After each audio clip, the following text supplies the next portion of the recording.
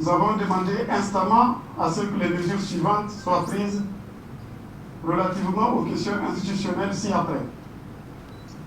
La démission immédiate de 31 députés dont l'élection est contestée, y compris le président du Parlement.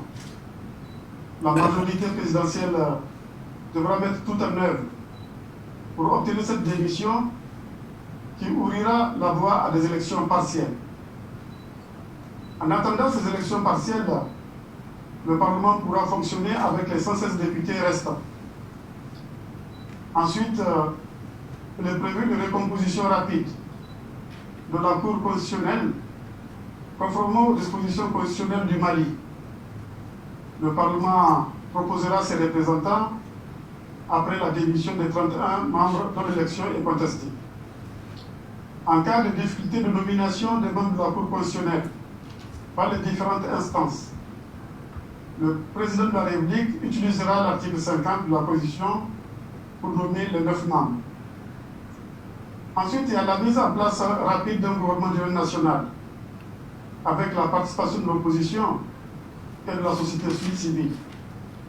L'opposition, particulièrement le M5 RFP, est encouragée à participer à ce gouvernement d'union nationale en vue de contribuer au règlement des problèmes de gouvernance qui affectent le Mali, et ce dans un esprit de patriotisme.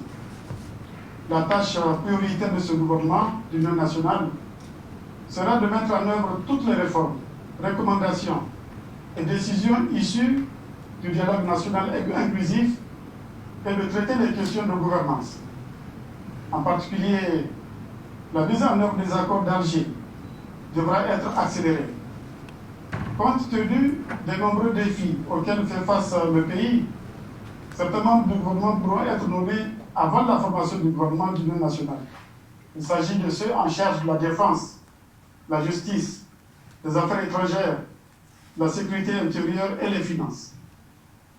Comme autre point, nous avons la mise en place rapide d'une commission d'enquête pour déterminer et situer les responsabilités dans les violences qui ont entraîné des décès et des blessés les 10, 11 et 12 juillet 2020, ainsi que les destructions de biens publics et privés.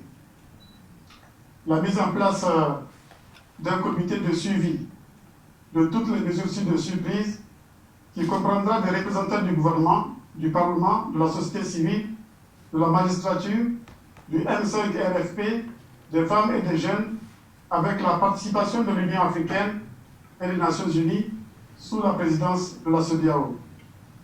La mise en place par la CEDEAO d'un régime de sanctions contre ceux qui poseront des actes contraires au processus de normalisation de cette crise, étant entendu que l'ensemble des décisions et mesures ci-dessus devront être mises en œuvre au plus tard le 31 juillet 2020. Nous avons également réitéré notre solidarité avec l'honorable Soumaïla Cissé, chef de file de l'opposition enlevé depuis le 25 mars 2020.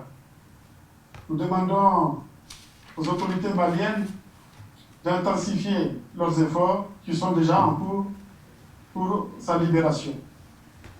Notre souhait, c'est de voir ces différentes propositions rencontrer l'agrément de différentes parties prenantes de la situation au Mali. Je voudrais enfin, Excellence, Monsieur le chef d'État et de gouvernement, Mesdames et Messieurs, réitérer l'engagement inébranlable des chefs d'État et de gouvernement et des peuples de la CEDEAO à n'épargner aucun effort pour promouvoir la paix et la stabilité au Mali. En tout état de cause, la CEDEAO sera toujours présente aux côtés du Mali, acteur important des dynamiques communautaires en cours pour l'approfondissement de l'intégration de notre sous-région ouest-africaine. Je vous remercie de votre aimable attention. Merci beaucoup.